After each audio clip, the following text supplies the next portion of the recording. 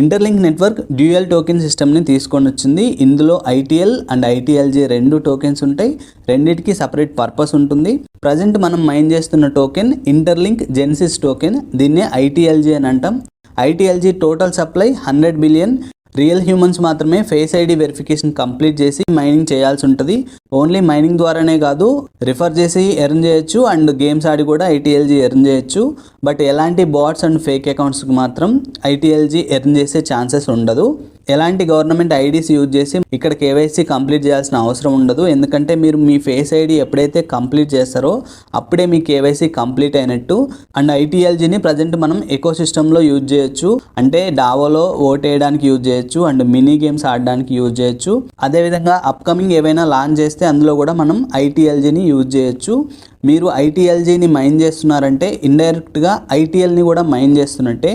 ఎందుకంటే ITLG హోల్డర్స్కి ITL total supply నుండి 50% ఐటీఎల్ని అయితే కేటాయిస్తున్నారు.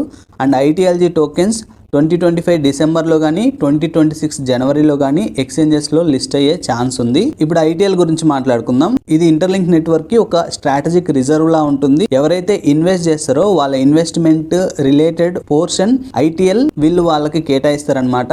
ఫర్ ఎగ్జాంపుల్ గూగుల్, అమెజాన్ ఇందులో ఇన్వెస్ట్ చేసారు కాబట్టి సో వాళ్ళకి కొంత పోర్షన్ అయితే ఉంటుంది. సో ఈ ఐటీఎల్ ఏదైతే ఉందో ఇది ఎలాంటి సేల్కి లేదు. ఎవరైతే ఇన్వెస్ట్ చేస్తారో వాళ్ళకి మాత్రమే పోర్షన్ అయితే వీళ్ళు ఇస్తున్నారు.